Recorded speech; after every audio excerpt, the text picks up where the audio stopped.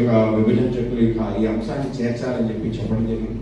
ఎక్కడెక్కడ ఇన్స్టిట్యూషన్ రావాలి, ఈ ప్రాంతానికి సంబంధించిన ప్రత్యేక ఇన్సెంటివ్స్ ఏం కావాలి, ఇవన్నీ కూడా అడగడం జరిగింది. ఆ విధంగానే విభజన చట్టంలో పొందుపరచడంలో కూడా ఆ రోజు మేము కీలక పాత్ర పోషించామని మేము తెలియజేస్తున్నాం. ఆ విధంగా విభజన చట్టంలో ఇది పరిశీలించాల్సిన అంశంగా రావడం జరిగింది. దాని తర్వాత నరేంద్ర మోడీ గారి ప్రభుత్వం వచ్చి ఆయన ప్రధానమంత్రి అయిన తర్వాత ఒక ప్రత్యేక డెలిగేషన్ ఆంధ్రప్రదేశ్ నుంచి వెళ్ళడం జరిగింది. వెళ్ళి విభజన చట్టం సంబంధించిన హామీలన్నీ ఏ విధంగా నెరవేర్చాలనే అంశాన్ని మాట్లాడడం జరిగింది. ఆ రోజు వెంకయ్య నాయుడు గారి నేతృత్వంలో హరిబాబు గారు ఇక్కడి నుంచి పార్లమెంట్ ఏరియాకి వెళ్ళినప్పుడు మొదటి సమావేశం చేయడం జరిగింది. ఇది ఇంపాసిబుల్ లాంటి అంశం. దీన్ని చేయాలి అంటే దేశంలో ఒక తేనెతట్టు కలిపినట్టు అవుతుంది. ఏ రాష్ట్రానికి కూడా ఒక ప్రత్యేకమైన జోన్ లేదు. ఈరోజు ఒక రాష్ట్రానికి సంబంధించిన జోన్ కానీ కేటర్ చేస్తే చాలా సమస్యలు వస్తాయని చెప్పడం జరిగింది. ఆ విధంగా మాట్లాడుతున్న నేపథ్యంలో అప్పుడు మేమే ప్రత్యేకంగా కాదుగా తప్పనిసరిగా ప్రయత్నం చేయాల్సిన అంశం అని చెప్పాం. అంత ఫేవరబుల్ ఇవ్వకపోయినా కూడా అమిత్ షా గారిని కలవడం అంటే ఆ రోజు ఆయన అమిత్ షా గారి మన పార్టీ నేషనల్ ప్రెసిడెంట్ ఆయన అడగడం జరిగింది. కాదు ఆంధ్రప్రదేశ్కి మనకి చేసినట్టు మనకి ప్రత్యేకమైన గుర్తింపు వస్తుంది, తరతరాలు కూడా మనకి గుర్తించుకోవడానికి అవకాశం ఉంటుందంటే అమిత్ షా గారు సురేష్ బాబు గారికి అవకాశం ఉంటే చూడండి అని చెప్పడం జరిగింది. తర్వాత సురేష్ బాబు గారు 2 సంవత్సరాలు పూర్తయిన సందర్భంలో హరిబాబు గారి యొక్క ఆఫీస్లో పెద్ద మీటింగ్ పెడితే నేను డిక్లేర్ చేస్తానని చెప్పారు. వాళ్ళందరూ కూడా ఉత్సాహంగా మేము వెయిట్ చేసాం. ఆయన రావడం జరిగింది, మాట్లాడడం జరిగింది. మాట్లాడుతున్న సందర్భంలో రైల్వే సంబంధించిన అథారిటీ సందర్భంలో పెద్ద ఎత్తున దాన్ని ఆక్షేపం తెలియజేశారు. ఒకవేళ మీరు డిక్లేర్ చేస్తే చాలా లేని ప్రమాదం మనం కొని తెచ్చుకునే వాళ్ళు అవుతాము అని ఒక విషయాన్ని మాట్లాడటం, అలాగే ఒరిస్సా సంబంధించిన నాయకులు మాట్లాడి ఇవన్నీ కూడా కళ్ళ ముందే జరిగాయి. ఆ విధంగా రైల్వే జోన్ అప్పుడు డిక్లేర్ చేయడానికి వచ్చి చేయలేకుండా ఆపడం జరిగింది. అప్పటి నుంచి దఫాలుగా అనేక రకాల సందర్భాల్లో దాన్ని ఏ విధంగా తీసుకురావాలని చెప్పి మాట్లాడడం జరిగింది. మనకి కొంత అదృష్టం ఏంటంటే హరిబాబు గారు ఇక్కడ ఉండడం, ఈ యొక్క జోన్ సంబంధించి అనేక అంశాలు అనేక మంది నిపుణులు మాట్లాడటం, అలాగే వెంకయ్య నాయుడు గారు కేబినెట్ మంత్రిగా ఉండటం. సో మనకి కావాల్సిన అంశాన్ని ఏ విధంగా తీసుకురావాలని మేము కూడా మాట్లాడటం. ఆ విధంగా నేను ఎమ్మెల్సీగా ఎన్నిక కావడం, నా యొక్క ఎమ్మెల్సీ దాంట్లో కూడా ప్రత్యేకంగా ఫస్ట్ పాయింటే విశాఖపట్నం కేంద్రంగా రైల్వే జోన్ తీసుకొస్తామని చెప్పి హామీ ఇవ్వడం జరిగింది. ఉత్తరాంధ్ర సంబంధించిన అన్ని చోట్ల కూడా ఈ విషయాన్ని మాట్లాడటం జరిగింది. ఆ విషయాన్ని చెప్పాము. ఈ విధంగా మనం ఎమ్మెల్సీ మనం గెలిపించారు మంచి మెజార్టీతో, తప్పనిసరిగా రైల్వే జోన్ సాధించుకోవాలని చెప్పి మాట్లాడటం జరిగింది. ఆ విధంగా ఆలోచన చేద్దామని చెప్పారు.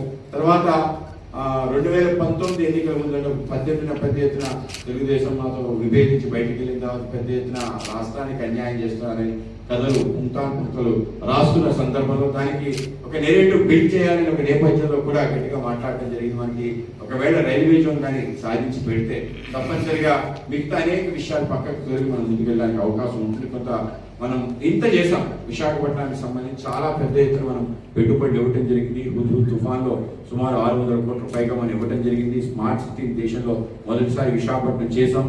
ఇలాంటి అనేక రకాల విషయాలు మాట్లాడటం జరిగింది. కనుక ఇంత నేపథ్యం కలిగి అనేక రకాల సమస్యలు ఇక్కడ తీసుకొచ్చి అనేక రకాలుగా నిధులు ఇక్కడ తీసుకొచ్చి విశాఖపట్నాన్ని సర్వాంగ సుందరంగా చేసి మనం ముందుకు తీసుకునే తీరులో ఈ అంశాన్ని కానీ పూర్తి చేస్తే తప్పనిసరిగా ఏదైతే నెరేటివ్ ఒక బిల్డ్ అయ్యేదో మనం చేస్తున్నా కూడా స్పెషల్ స్టేటస్ ఇవ్వలేదని చెప్పి దానిపైన అనేక రకాల మాట్లాడు ఇలాంటి అనేక రకాల విషయాలన్నీ కూడా తొలుగుతాయని చెప్పి గట్టిగా మాట్లాడటం జరిగింది. అప్పుడు వెంటనే ఒక చిన్న డెలిగేషన్ ని ఢిల్లీ పిలవడం జరిగింది. అప్పుడు రైల్వే మంత్రి పీయూష్ గోయల్ గారితో పెద్ద ఎత్తున డిస్కస్ చేయడం జరిగింది. ఆయన అనేక రకాల ట్రైన్స్ ఇస్తాం, అనేక రకాల ఇతర అవకాశాలు ఇస్తాం. స్పెషల్ రైల్వే జోన్ వల్ల సమస్యలు మాత్రం చాలా వస్తాయి. వెంటనే డిక్లేర్ చేస్తే మిగతా రాష్ట్రాల్లో కూడా మాకు సెపరేట్ రైల్వే జోన్ మా రాష్ట్రానికి కావాలని అడుగుతారు. ఏ జోన్ కూడా ఒక రాష్ట్రానికి సంబంధించి లేదనే విషయం, అలాగే రోడ్లు డివైడ్ చేయడంలో ఇష్యూస్ వస్తాయి. అలాగే ఒరిస్సాలో మన పార్టీ కొంచెం బలంగా ఉంది, అధికారంలోకి వచ్చే అవకాశం కూడా ఉంది. అక్కడ కూడా యాంటీ సెంటిమెంట్ బయలుదేరితే మనకి ప్రమాదం. ఈ విషయాలన్నీ కూడా చెప్పారు. కానీ మనం కులకోశంగా ఏ విధంగా ఈ యొక్క డిమాండ్ పెరుగుతూ వచ్చింది 30 సంవత్సరాలు బట్టి ఈ ప్రాంతానికి సంబంధించి అన్యాయం జరుగుతుందని వచ్చే ఏదైతే అంశం ఉందో, అలాగే ఎప్పుడైతే ఇది కలకత్తా బేస్ గా సౌత్ ఈస్టర్న్ రైల్వేస్ లో ఉన్నప్పుడు జరిగిన అనేక రకాల విషయాలు, అలాగే ఈ ప్రాంతానికి సంబంధించిన వివక్షత, ముఖ్యంగా తెలుగు వాళ్ళు దీంట్లో జరుగుతున్న అన్యాయం, ఈ విషయాలన్నీ మాట్లాడటం జరిగింది. దాని తర్వాత ఈస్ట్ కోస్ట్ రైల్వే డిక్లేర్ చేసే సందర్భంలో విశాఖ డివిజన్ తీసుకెళ్లి సికింద్రాబాద్ లో కలపాలి అని చెప్పి సౌత్ సెంట్రల్ రైల్వేస్ లో కలపాలని చెప్పి మేము అడగటం జరిగింది. చివరికి ఇక్కడ ఈ ప్రాంతానికి సంబంధించిన రాజకీయ నాయకులు అంతా గట్టిగా ఫైట్ చేయకపోవడం కారణంగా మన డివిజన్ వెళ్ళి సౌత్ కోస్ట్ రైల్వేస్ లో చేరటం, ఇలాంటి అనేక రకాల విషయాలు పవర్ పాయింట్ ప్రెజెంటేషన్ మేము తయారు చేసి తీసుకెళ్లి చెప్పడం జరిగింది. అలాగే ఏదైతే హౌరా నుంచి చెన్నై వరకు ఉండే ఏదైతే రైల్వే ఉందో దాంట్లో మొదటి నుంచి ఇక్కడ జీఎం ఆఫీస్ ఉందని చెప్పి, మొత్తం కన్స్ట్రక్షన్ సంబంధించిన హెడ్ క్వార్టర్స్ విశాఖపట్నంలో ఉండేదని చెప్పి, ఆ విధంగా బ్రిటిషర్స్ సమయం నుంచి తర్వాత ఈ లైన్ ఏర్పడిన సమయంలో కానీ, అలాగే దేశంలోనే అతిపెద్ద లోకో డీజిల్ షెడ్ కూడా విశాఖపట్నం కేంద్రంగా ఉండేదని, ఇలాంటి అనేక రకాల విషయాలు మీకు ప్రెజెంటేషన్ ఇవ్వడం జరిగింది. తర్వాత అమిత్ షా గారు అలాగే నరేంద్ర మోడీ గారు నిర్ణయం తీసుకుంటున్నారని చెప్పి చెప్పడం జరిగింది. తర్వాత హరిబాబు గారితో కలిసి భీమో ఒక లెటర్ కూడా ఇవ్వడం జరిగింది. విశాఖపట్నం రైల్వేలో 2019 ఎన్నికల ముందు డిక్లేర్ చేస్తే గొప్ప అవకాశం, కొంత వాతావరణం మారే అవకాశం ఉంటుందని చెప్పి చెప్పడం జరిగింది. ఆ విధంగా 2019 ఎన్నికల ముందు విశాఖ రైల్వే జోన్ డిక్లేర్ చేయడం జరిగింది. ఆ విధంగా